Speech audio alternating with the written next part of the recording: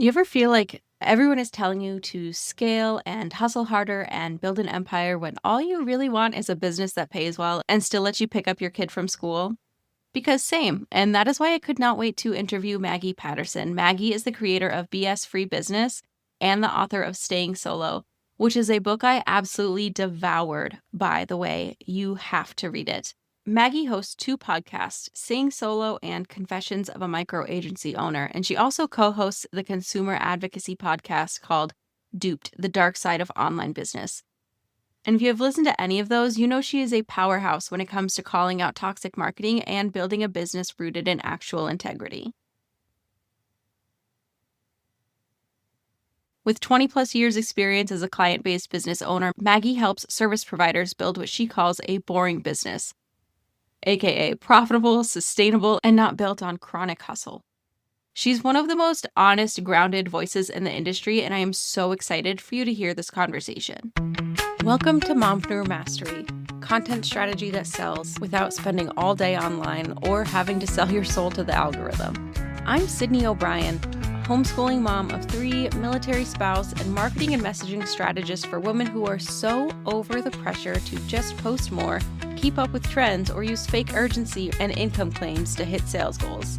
This show is your permission slip to quiet the noise, clarify your message, and create content that connects and converts, even in the tiny windows of mom life. Maggie, for people that don't know you, can you tell us a little bit about your background and what you do? So I actually started my business 20 years ago, and it's had lots of twists and turns. My background's in communications. I've done a lot of business consulting over the years, and now I run a company called BS Free Business, where I work with small business owners that run service businesses. So they're typically solo, like true solo business owners doing consulting or creative work. And then I also work with some very small, like what I call micro agencies. So they're generally creatives or professional service providers that have a small team. Nice. And what made you want to work with solopreneurs? It's one of those things that I think there's a couple things. That's how I started out. Like I do have a team now, but the majority of my clients are still solo service business owners. It is a really underserved market.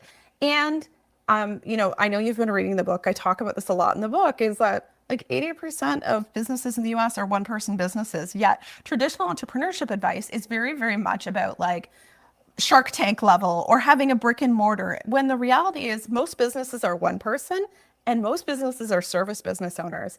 And what I've really, really found is that's a really hard place to be when you are, especially if you're on, in the internet, on the online business world, like you start to feel less than, you start to feel like your business isn't legitimate. Like I have to grow, I have to buy this really expensive coaching, I have to do all these things. So I want to be like the antidote to that messaging, to be like, hey, this is a legitimate choice. It's what the majority of business owners do. And like, let's talk about how to make sure that you are not falling into traps of burnout or not paying yourselves or those types of things. I really love that because it is so easy to get caught up in those like the bigger marketing messages around that, like grow and scale, which is all like really great, but it's not super doable for small teams or like solopreneurs. And I feel like a lot of it is also kind of misleading, the way people make certain claims about the successes they have had in online businesses. So I have been really enjoying your book and the way it talks about all of that. So highly recommend for anyone listening. And you also mentioned in the book that online business world has gotten kind of culty, which I found to be really interesting. Could you talk about that for just a minute?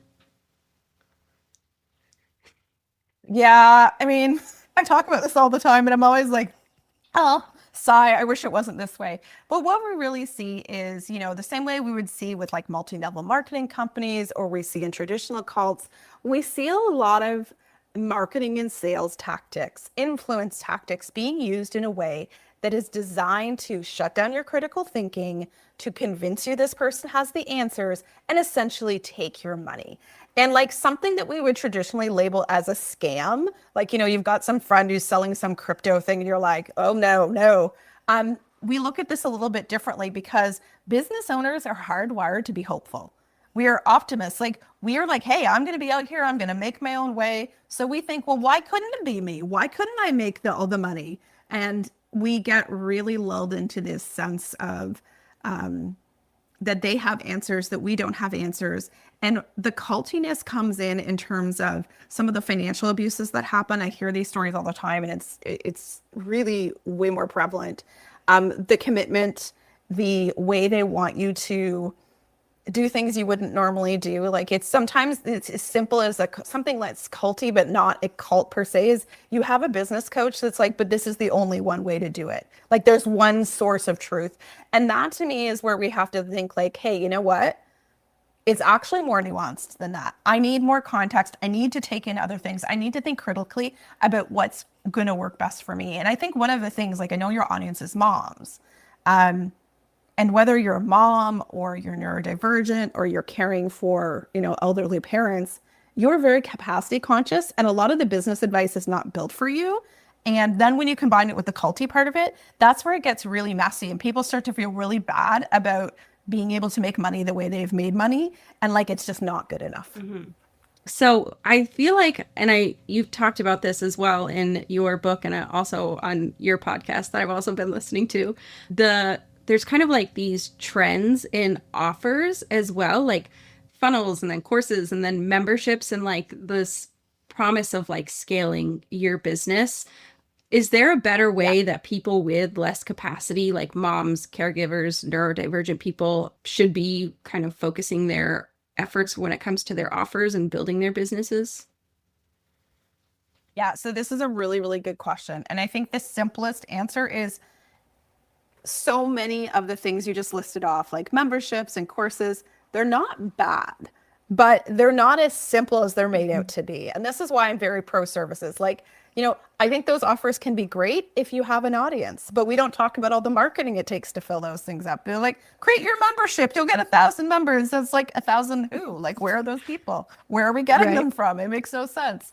So, for most people, sticking to services and being really, really mindful about like, what are my boundaries? How many clients can I take on? How do I communicate up front that this is how I work? Maybe I don't have weekly calls with my clients. You have a permission slip as a business owner to create the business in a way that it's going to work for your real life. And I always say to my clients, like, is that like, they'll tell me something, I'll go, is that going to actually work like for your actual life? Because you just finished telling me what a train wreck all these things were, like, because real life is happening around you. So, if it's not working for your real life, it's not going to work in your business.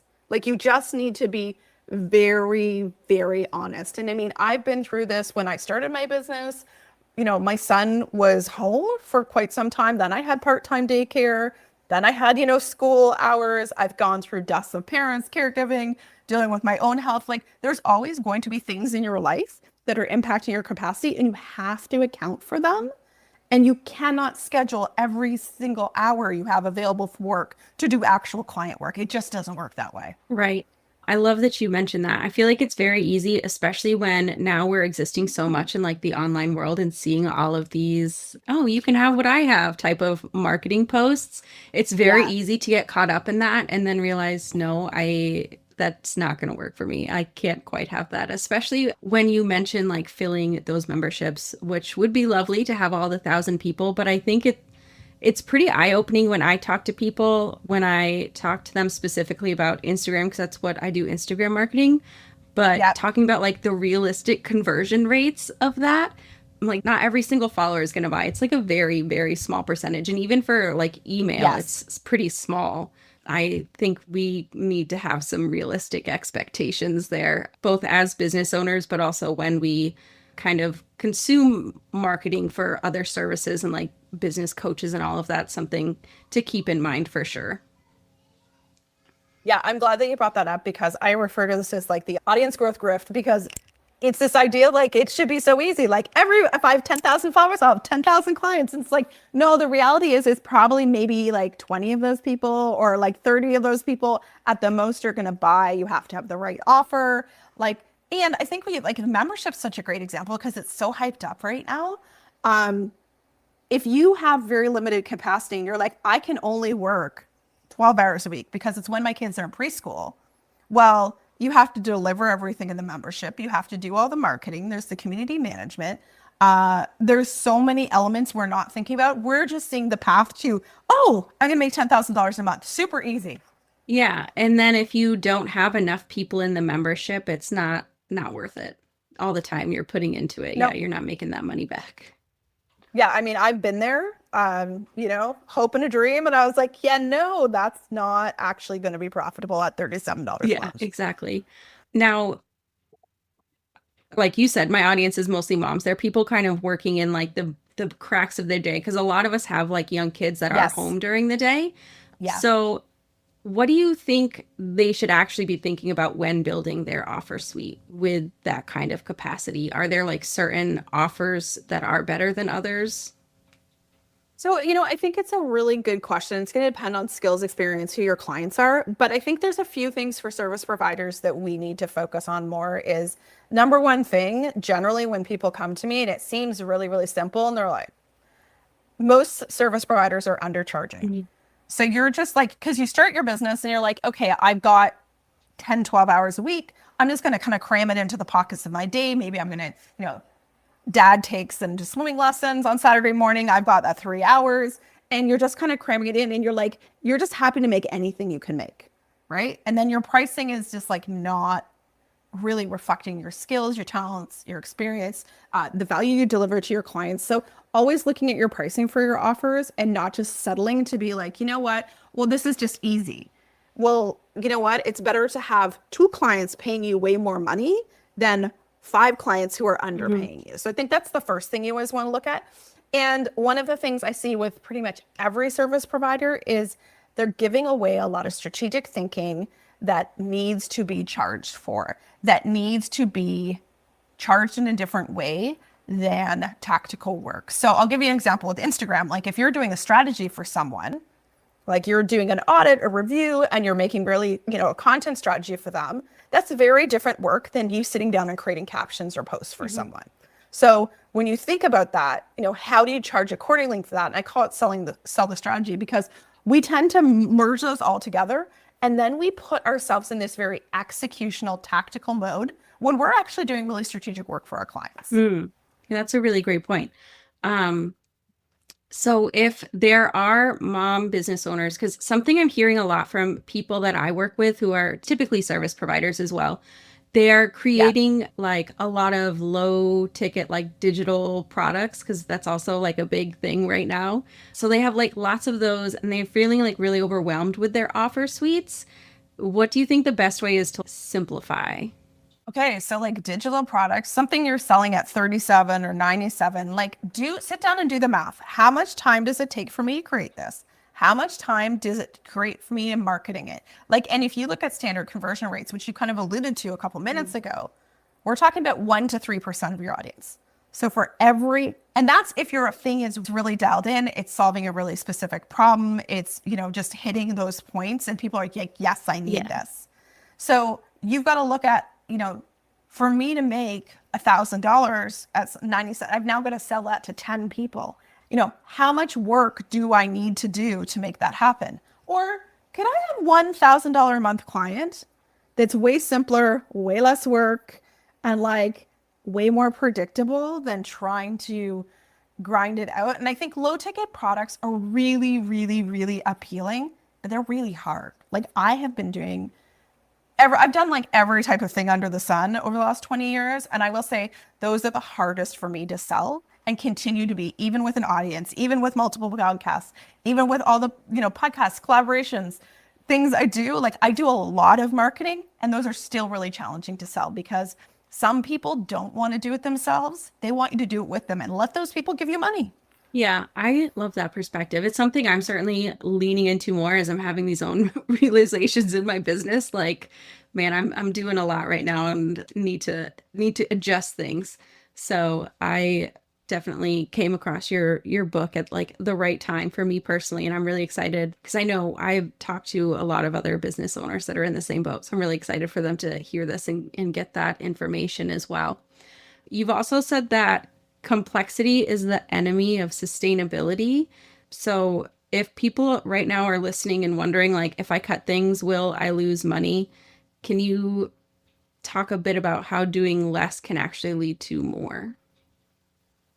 Okay, it is the classic 80-20 rule. We hear this all the time. 80% of things, it's not what's getting us the results. It's the 20%. So figuring out you're talking about the low ticket offers. If I have 5 low ticket offers, I'm now dividing all my focus. Everything's getting a little bit of my attention. What if I just had one and I really, really committed to that? If you have 5 services, what's the one service that I know is profitable? I can deliver at the capacity I have that people easily say yes to. It feels like it's in the sweet spot of what my clients want and what I want to be doing with my time and energy. Looking for the simplest things, because we really start to think about more is better. And actually, the simplicity of having less offers means less marketing, less sales, less cognitive load for you, less decisions. And I think most entrepreneurs, most people start businesses, we have lots of ideas, we're very creative, we want to do all the things, and just learning to have the discipline to say, you know what, I'm gonna give this service, I'm gonna give this offer the best possible result. So I'm going to really focus in on that. And what I find when you do that is that's when things really start to hum, versus being like, oh, you know what? I've got 5 offers and they're getting a little bit and nothing's working really, really well. And I made 2 sales here, 3 sales there, and you're kind of scraping by. I think being okay with short-term loss of money for longer-term gain is the way to go. That makes a ton of sense, especially now I'm hearing and seeing people are needing more of those touch points before buying. Yes. So sticking with something longer that you already know is working rather than constantly switching up would also be helpful in that aspect as well. Yeah, and people are often surprised when I tell them things like, hey, my core offer at BS Free Business, I've been selling for 9 years.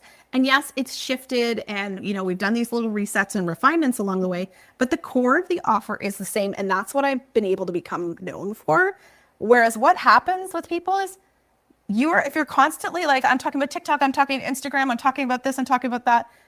It's really hard for people to keep up. They're not moving as fast and it's not sticky. You want to be, Sydney, you want to be known for Instagram. So if you're all of a sudden hey, I'm interested in Pinterest all of a sudden, you are now diluting your brand and you're doing yourself a disservice. Yeah, that's super true. Another thing we see a lot of on online marketing is this idea of freedom in business. Yes. Yeah. But when we build businesses that kind of don't give us freedom because we're kind of adhering to all of these other things that we talked about with scaling and, these trending things. What do you think building true freedom actually looks like when you're designing your offers? This is such a good question. I mean, there's a lot of facets to this, but I think when you think about your offers, the first thing you need to basically acknowledge is, and I say this constantly to my clients, they're like, oh, I want to start a bookshop. I'm like, but do you really? If you are going to work for yourself, is this the best possible version? I'm not talking about fantasy world where you're making millions sitting on the beach, because that's not real. If I'm going to do work, if I'm a designer and I want to be a copywriter because I used to do both an agency, why am I doing design if I want to do copy? So being very, very clear about what are my marketable skills? Do I want to be doing this? That is a really good place to start, because it is really hard to feel any sense of freedom when you hate what you're doing. Yeah. So, what is the most acceptable version of work if I have to work? Because the reality is most of us do have to work. We're not independently wealthy. So I think starting there, and then also recognizing freedom is not necessarily I'm not working, I'm not doing this. It's freedom to be flexible with your schedule, freedom to not have to respond really quickly. So it starts with really little things like boundaries, communicating those to your clients, reinforcing those with your clients, making sure you're not over delivering, that, you're not constantly in scope creep.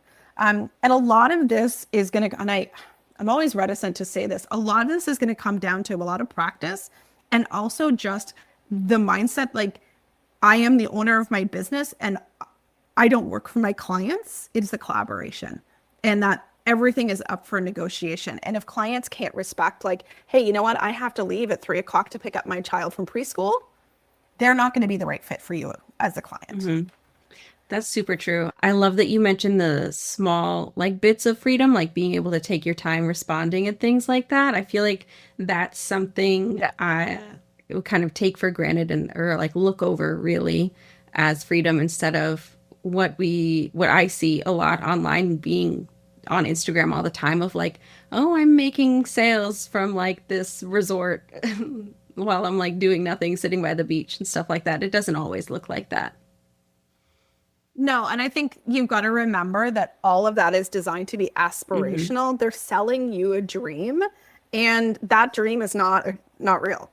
Like I hate to say, I have an entire podcast called Duped where we go into all of this because that is a ploy to get you to buy Hmm. something. And I think one of the things, I always think back, like my son's 21 now, but when he was in school and I would have to adjust my hours, I would send an email at the beginning of June and say, hey, everyone, I'm now moving to my summer schedule.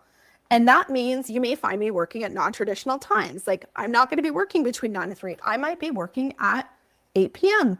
Like I will respond to you within, and I think freedom to communicate those things and have your clients respect that, that meant I could go to library, I could go to the pool, I could do what I want and not feel like I was being fractured all the time. And that is going to be very different in different seasons of your life. But I think having those boundaries there and communicating them really clearly is the first step to that and is something you would need to consistently be doing with Hmm. clients. I love that you mentioned that. I literally have like in my email signature, I might respond outside of normal working hours, but do not feel the pressure to respond right away or like outside your own normal working hours because a lot of the times, yeah, when my kids are home, I'm like writing emails at like 9 p.m. and things like that. But I never want Yep. other people to feel like they need to do the same to like keep the conversation going or anything. And this is why I'm a huge fan of send later. Mm, Like I would write things at God knows what time, and then I'd just be like, it magically go out at 8:32 yeah, a.m. that's very smart. I don't know why I never thought of that, but I'll have to use that. I don't want anyone to think I'm actually working at 9 if I was. Yeah, that's a good point. Like, don't expect me to stay up late working on your stuff. Yeah. Exactly. Now, I also have seen this kind of belief that if we're not like working on scaling or growing, your business is kind of like stagnant. So what would you say to like the mom business owners who are hitting their income goals but not scaling, I guess I'm just going to keep using that term, who might feel like Yeah. she's doing something wrong because it's not what everyone else is talking about or doing in business. So I talk about this a lot in the book, and I'm sure you've been into that section by now. But there's a difference between growth and scale. And my background's in tech communications, and we talk about tech companies scaling. Like that's true scale. Like, and what it means to scale is I am making more and more and more of my money without more capital investment. The way scale is used, and I'm such a words person, but it annoys me to no end the way that this is a misused term. The majority of what businesses are doing in the online business realm and what they're talking about, it's not scale, it's growth. Number one, scale is not something that most businesses are ever going to really achieve as a solo business owner. So if you're making $5,000 a month and you're like, I'm good, that's okay. Like there's nothing wrong with that because I think the one thing that happens, you get it chips away at you over time. And the reality is like most of your friends are looking at you going, I'd like to make $5,000 a month and have a flexible schedule or whatever that number is. And then getting really clear for you, like, what is that number? What is enough? And for some people, that's might be $1,000 a month. For some people, that might be $10,000 a month. It's not about the number. It's what that number means to you and your family and for your life. And there's no magic number that makes you more or less legit as a business owner. So so many times I talk to people and they're like, I'm just making it. I'm like, do you know you make more than most business owners? They're like, what? Like people have totally lost the plot. So just know that whatever you're doing is good enough and you need to figure out what that enough number is for you and plan from there. It's totally normal to want to grow, but growing is not doubling your business every year. Sometimes it might be, hey, you know what? I have a client, worked 10% less and made 11% more. That was a win. Yeah, that's a big win. And Yeah. you kind of mentioned this, and I know you mentioned it in your book, but the amount of money solo business owners make isn't as like it's not a ton. So if you feel like you're not Yep. hitting those like 10K months or whatever you hear everyone like talking about or bragging about online, they're not. It's like the actual number They're was not. what, it was like 39,000 or something. I think it's like Yeah. $46,000 in the Okay. US. Maybe it varies by country, but there is consistent research that shows a few things. Is number one, the majority of businesses never make $100,000 a year. Mhm. Like, and that's just the numbers bear that out, especially if you're a woman-owned business, especially if you're a woman of color. Like those numbers go down and down and down. So, and that's not to say you can't defy that and do better than that, but also like when someone says, "Oh, I'm making 10K a month," just know that they maybe made 10K one month, and maybe it's because clients all pay their invoices at once. Like I've had some really big months in my business, but if I was to sit down and tell you all the reasons those happened and what was happening on either side of that, it would you would be like, oh, so just know people are a little fast and loose with how they talk about their numbers. And that's why, to me, as a consumer, I look at anyone who's using an income claim to say, I made this and I can teach you too. Or, you're gonna make $10,000 a month or whatever. I approach that with a lot of skepticism, and I don't do business with those people because I don't want to be deceived in that kind of way. Yeah, I feel the same way. I feel like so many people are making those income claims online now, and every time I see it, I just kind of cringe a little bit. Um, Yeah. and just because you like that, not you specifically, sorry, that person did it for like their business doesn't mean they can necessarily get you those exact same results because, like you said earlier, there's a lot of nuance in everyone's situation and considerations and things like that. Yeah, and there's never the full story. And, like you think of some of the biggest names in the online space. Like they're like, "Oh, I've made $32 million total." Yeah, they started in 2011. Yeah. It was a very different world. Like I remember that world. Facebook ads were like $1. Like that's not reality now. And I think especially now in 2025, like we are navigating a lot of things we don't have a playbook for in terms of the economy, the geopolitical situation. There's constant crises. People are very conscious about their budget because, if you've been to buy anything at the grocery store, you know what that looks like. So your business is now operating against all of those things in the background. So what worked even a year ago is going to shift and change. Hmm. Yeah, that's super important to keep in mind right now. There's a ton going on, and it definitely affects Yes. buyer behavior. So definitely don't feel bad if your months look different than they used to, or you're not getting those 10K months that you see online. Yeah, and I think the reality is I actually wrote an email to my list this morning about this. It's like, yes, it's the economy, but there's a lot of other factors. And what we all have to look at as business owners is, okay, here's the bigger backdrop, and you can choose. Like, you can just be like, oh, it's the economy, and be okay with that, or you can start to look at things very strategically in your business. Friends, I'm 20 years in. I have had to do a lot of soul searching and a lot of little refinements, little resets in my business over the last year to continue to stay relevant and to continue to, hit the numbers I have been able to consistently hit in my Hmm. business. Yeah, that's a really great point. If someone's listening right now and they're feeling just like completely stuck in like that hustly version of their business where they're just spending all their time and not getting much return, what is the first thing you would want them to like do or rethink? I want them to go back to the very, very, very beginning. And if you are in a situation, let's say you have a service, and I'll use Instagram because that's what you do, Sydney, is maybe you're doing Instagram consulting or, social media management, and you're not able to get traction. Maybe you're getting, I start to diagnose the problem. Do I have anyone that's actually interested? No? Okay. So that's telling me a few things. Maybe I have a messaging problem. Maybe I'm not talking about the right problems. Maybe I need to position myself like more of an expert. Maybe I'm not doing enough marketing. That's a really common one I see with service business owners. They're like sitting around twiddling their thumbs. They're like, I don't have enough clients. And I'm like, what are you doing about it? Business is not magic. It comes down to some very fundamental strategic things. And I talk about something in the book called the strategy stack. So, really going through what are the problems? What is your positioning? What are your packages? What is, your promotional marketing strategy? What is your pricing? All of those things have to be working together. And if you're not able to make sales, or you're just not even getting any interest, you need to go back to the very beginning and start to figure out why things aren't working. And a lot of times it comes down to a lack of specificity. Everyone wants to be for everyone, and that's not how it works. The more specific you can get, the better. I saw this when I went from, working with solo business owners to micro business owners to micro agency owners and solo service business owners, many creatives and consultants. People are scared to do that.